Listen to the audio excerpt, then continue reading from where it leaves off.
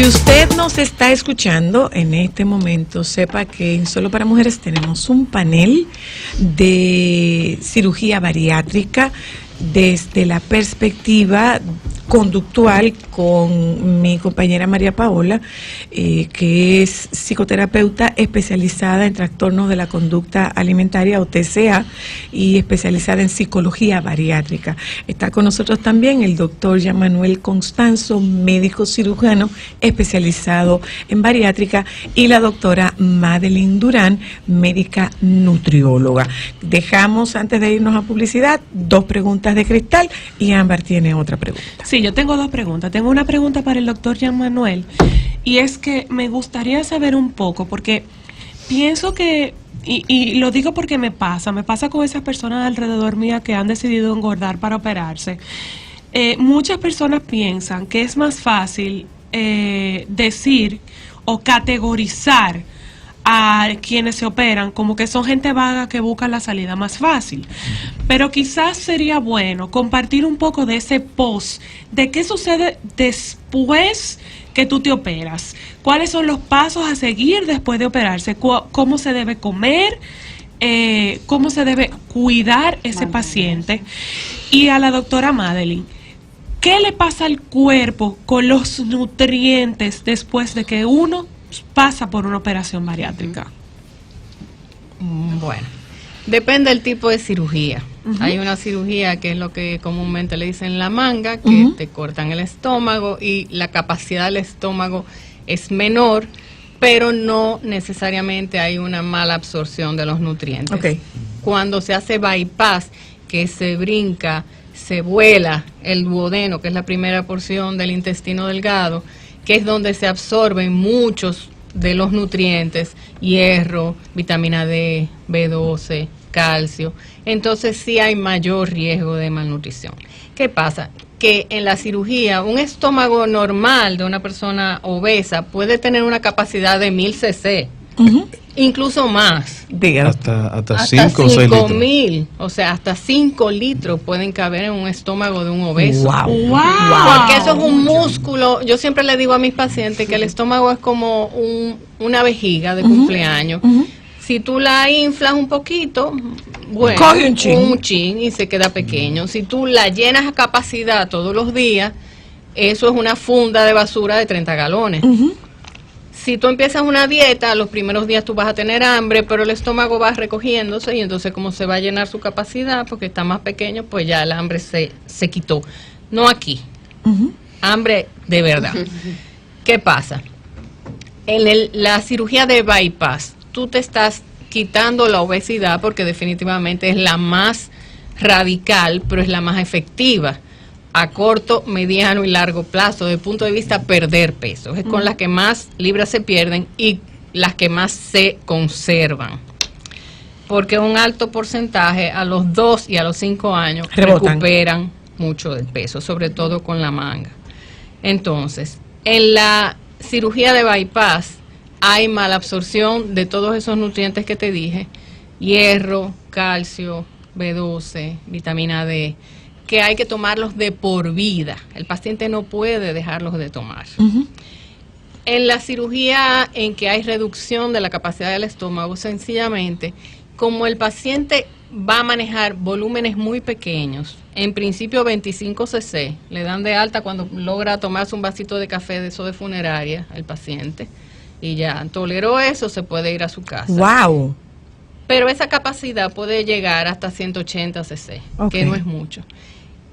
Uno trata de garantizar que lo que ingiere el paciente primero, lo que tome primero, que llene su estómago básicamente con una fuente de proteína, para que la cicatrización sea adecuada de la misma cirugía, porque en los 2 primeros días puede haber fístula, puede haber obstrucción, todo eso, el doctor me corrige. Entonces, uno tiene que garantizar aporte de proteína, pero ahí no cabe mucha cosa más. Entonces, en el primer año tú vas a ver a los pacientes demacrados, con un color pálido, pueden hacer anemia, pueden hacer deficiencia de otros nutrientes, sobre todo vitaminas y minerales. Y entonces, tú no tienes mucha opción, salvo darle proteínas líquidas de comerciales o una clara de huevo, y lo que quepa después.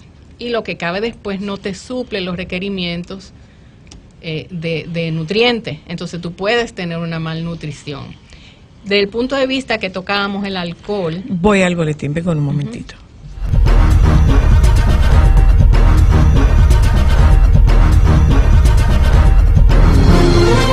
Y ahora, un boletín de la gran cadena comercial.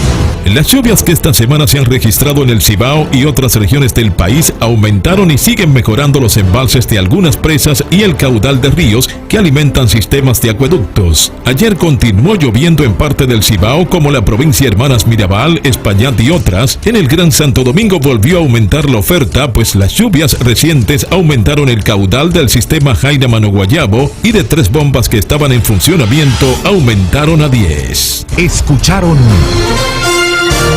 un boletín de la gran cadena comercial. Estás escuchando Solo para Mujeres.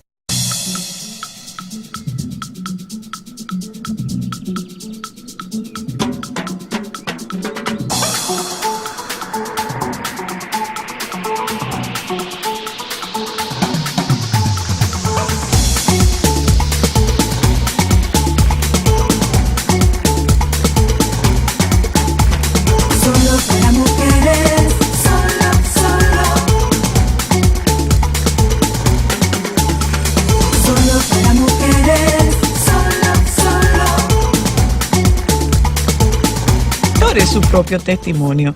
Respondida a tus preguntas, Me falta la del doctor, del post. Ok, pero terminaba Madeline, porque yo le interrumpí antes de irnos. Déficit de nutrientes, eso es lo fundamental. La gente empieza a tener pérdida del pelo por desnutrición, la piel se pone opaca, anemia. O sea, hay muchos déficits de nutrientes, sobre todo en los pacientes que se operan y no hay un equipo junto con los cirujanos multidisciplinario, del nutriólogo, del psicólogo, que le dé seguimiento a ese paciente por lo menos 6 meses, 1 año. Hay gente que se operó y a los 3 meses ya se desaparece o no le dan seguimiento, que a los 2 años están igual o más gordos. Allí está la falla. Entonces hay que tener un equipo. Nosotros tuvimos, María Paola y yo tuvimos un paciente y la verdad es que a mí me dio mucha satisfacción. Estos pacientes llegaron donde mí, vinieron él y la esposa. Estos pacientes vinieron donde mí porque el médico le exigía una certificación de que él estuviera psicológica y emocionalmente apto para la cirugía. Muy bien, hasta así que es. eso no se haga, yo no. Esa parte de crear conciencia, ¿no? Es parte de la preparación incluso. Como estamos hablando que empezamos a hablar del pre, una de las partes principales es la evaluación psiquiátrica o psicológica, dependiendo a qué equipo o qué tenga el equipo. Entonces, en el caso de lo que se mencionaba ahora, de los déficits y demás, todo ese tipo de complicaciones que mencionó la doctora, todas pueden pasar siempre y cuando el paciente vaya a cirugía y se desentienda. Entonces, cuando usted no tiene un equipo multidisciplinario para el manejo de estos pacientes, las cosas van a fallar. Y cuando usted no está, y cuando usted no está como parte del equipo, sí, claro, porque claro de nada sirve que tú tengas el equipo si tú eres indisciplinado. Exacto. Ya Claro. muere, quiero ser 6'2" y una mami. Ya, tú eres parte del Tú equipo. puedes hacer tu dieta, se Exacto. supone. Y yo darme cuenta de si tengo un paciente indisciplinado o no, es muy fácil, desde la primera consulta. A ver. Cuando yo le pregunto, ¿de qué usted sufre? Ay, sufro de la presión, doctor. Ay, del azúcar también, pero yo no estoy usando medicamentos. ¿Cómo? Se descuidan, se Y los abandonan. medicamentos de la presión que usted usa, no, a veces yo me lo veo cuando me siento mal. Doctor, pues ya usted sabe que ese es un coche Ese boca. No, un momento. Ese día, ese mismo día, el paciente tiene 2 opciones. O arreglarse o no volverme a querer mirar la cara jamás. Porque yo se lo digo en ese mismo momento. Claro. Tú eres un mal paciente y si tú no arreglas tu situación, yo no te voy a operar. Qué profesional. Tú puedes ir donde cualquier otro, pero yo no te voy a operar. Porque a mí no me interesa operarte por operarte. A mí me interesa operarte y que todo salga bien. Claro. Muy Porque bien. primero, tu salud es lo más importante y segundo, mi reputación. Claro. Ese fue el doctor que me operó y yo la perdí. ¿Cómo fue su Por Dios. preparación? Igual que cualquier otro paciente. Nosotros debemos, principalmente hay 5 evaluaciones iniciales que se deben hacer. Te debe ver un cardiólogo, un neumólogo, un gastro, un psiquiatra y la evaluación, claro, del endocrinólogo y nutriólogo, que en el caso de mi equipo. A veces los pacientes me preguntan, doctor, pero tengo que ir a esos médicos específicos que usted me está indicando. Yo le digo, sí, porque ese es mi equipo con quien yo trabajo. Y a ojos cerrados, lo que ellos digan, yo lo voy a hacer. Porque entiendo, ya tenemos cierto tiempo trabajando, alrededor de 5 años, entonces yo entiendo que las cosas se van a hacer como se deben hacer. Y le voy a contar ahora, tuve una paciente, una colega, que fue un cardiólogo, amigo de la familia aparentemente. No estoy en ningún momento denigrando la profesionalidad de ese cardiólogo. Y le dice, sí, todo está bien, todo es chévere, sí, tú te puedes operar. Cuando estamos revisando la evaluación, ella me dice, doctor, pero a veces siento palpitaciones. Digo, ¿cómo? ¿Y a qué cardiólogo tú fuiste? Fulano de tal. No, vaya donde fulano de tal, que es parte del equipo. Y dentro de esa evaluación encontramos que la paciente tenía más de 11,000 extrasístoles en el día. Si yo llevo a esa paciente a cirugía, es probable que no dure una semana viva. Wow. Porque se muere, porque hay un desorden de nutrientes luego de la cirugía, que claro, se pueden compensar en un paciente que esté apto, en condiciones óptimas para poder llevar a la cirugía. Entonces ahí no hay problema. Pero usted particularmente fumaba. No, sí, yo sí. ¿Usted como paciente? Yo sí, como paciente. Yo fumaba. Que hacer un proceso de... Yo tuve que cesar, yo duré un año. ¿Qué pasa con el paciente que fuma y la cirugía bariátrica? ¿Qué pasa con el problema? Con el paciente que fuma y se somete a cualquier cirugía. Sí, el problema es... cirugía plástica. Exacto. El problema está en la microvasculatura. Se pierde. Entonces no hay buena cicatrización. Esos son los pacientes que tienen mayor índice de... Pero no hay buena cicatrización, no es un tema estético. No es estético. No es un tema estético de que te va a quedar fea la cicatriz. No es solo de la piel. No es solo de la piel. No le llega sangre adecuadamente. Señores, ellos no están hablando de afuera, de adentro. De adentro. Para que lo tengamos claro. Simplemente adentro. Y así como respondiendo a la pregunta de Cristal, ella me dice que muchas personas dicen, no, esta es la vía fácil, y no es la vía fácil. Primero, porque hay cambios drásticos, como mencionaba la doctora anteriormente, en lo que tú tienes que adaptarte. Lo primero es que se debe comer despacio, porque tú debes de sentir el momento cuando ya te saciaste. Y ya, no puedes comer más de ahí. Porque si lo haces, si lo haces como normalmente dice la gente, está comiendo con los ojos, entonces tú eres un paciente que se va a convertir en un vomitador habitual, porque estás comiendo de más. Entonces eso va a traer problemas a la larga. Entonces, ¿cuánto tiempo tarda, y la pregunta va para los tres, cuánto tiempo tarda la reconexión de me llené a nivel, porque tengamos claro que una cosa es el hambre de verdad, como decía la doctora Durán, y otra cosa muy distinta es el hambre emocional? Claro. Sí, mira, ¿cuánto tiempo pasa hasta que se produzca esa readecuación de esos dos circuitos? Antes que nada, cuando se hace algún tipo de cirugía bariátrica, que cabe destacar es cualquier tipo, porque hay personas que entienden que me hago la bariátrica o me hago la... No, exacto. La cirugía bariátrica es cualquier tipo de cirugía que se hace para control de peso. Dentro de esta está el tipo manga gástrica, por ejemplo, donde eliminamos la parte lateral del estómago y se extrae el fondo también. Estos pacientes en un inicio pierden el hambre, es decir, ellos no sienten hambre, ellos comen porque tienen que comer.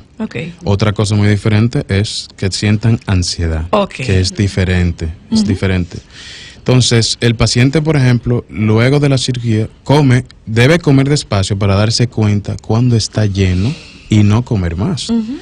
Ya al cabo, tengo pacientes que a los 5 meses, 6 meses o un año, es que recuperan y dicen, doctor, yo estoy sintiendo hambre ahora. Ya eso es otra cosa. Que al cabo del tiempo, eso suele ocurrir. Sí, y entonces eso es un proceso realmente. Cada paciente va a ser único en cuanto a esa pregunta. Sin embargo, lo ideal Pero incluso, sí hay un tiempo hasta Sí, que se sí. produzca este reaprendizaje. Sí, incluso es recomendable el ir preparando previamente todo esto, como el reconocer mi cuerpo. Ya una vez, hasta los pocos meses de la operación, hay cambios en torno a incluso a las necesidades, porque van bajando de peso y se empiezan a reconectar hasta con su propio cuerpo, que si huesos o Que no- músculos partes que no veían. o partes que nunca veían, y todo esto es algo que es muy chulo, o sea, que va llevando a más motivación, ¿verdad? Y a ir entendiendo todo esto. Ya el mismo cuerpo te va a ir avisando cuando no puede más, de una forma mucho más drástica que si lo hubieras hecho antes de la operación. Pero sí, cada paciente es único. Ya a los meses, pocos meses, pero ya después de los 10 meses, es como más este momento como de mantenimiento, de donde este aprendizaje que he hecho durante estos 10 meses, durante Ya este yo año, van a pienso de poder... forma distinta, ya yo no pienso No como gorda. necesariamente. O sigo pensando No, como gorda. esto es Sigo muy pensando importante. como gorda. No necesariamente. o es como lo que Cada gordo. paciente es diferente, incluso cuando hay más situación de comorbilidad con aspectos psicológicos o psiquiátricos, esto es mucho más delicado. O sea, incluso hasta años después, todavía el paciente te puede decir, mira, no, es que todavía yo he tenido pacientes que incluso han buscado videos de personas comiendo, porque aunque no podían comer, tienden a buscar la manera de obtener Wow. placer de alguna Hay forma, una donde cosa que antes pasa. el cuerpo... El no. doctor decía que se le quita el hambre a los que le hacen la manga. En el caso de la bariátrica con bypass, no estoy muy segura si en la de gástrica en la banda solamente. Eso Cambia, no solamente que no sienten hambre, sino que cambia el gusto. Ujú. A gente que no le gustaba nunca el dulce, le empieza a gustar el dulce. Gente que como toleran fatal la carne, Sí. normalmente, pues cambian y empiezan a tolerar que los platanitos, por decirte algo, el gusto por la comida cambia. Los sabores lo perciben Todo. diferente. Doctor, ¿cuál es el criterio para una manga gástrica o un bypass? ¿Cuál es el criterio? Eso depende de cada paciente, pero usualmente la decisión de llevar a un paciente a bypass es una cuestión más metabólica. Imagínense que tenemos el paciente que es diabético, por ejemplo, que tiene más de 15 años siendo diabético y que no se controla. Es un paciente que sería bueno, un buen candidato, claro, y que tiene obesidad. Ese sería un candidato para un bypass. Ok.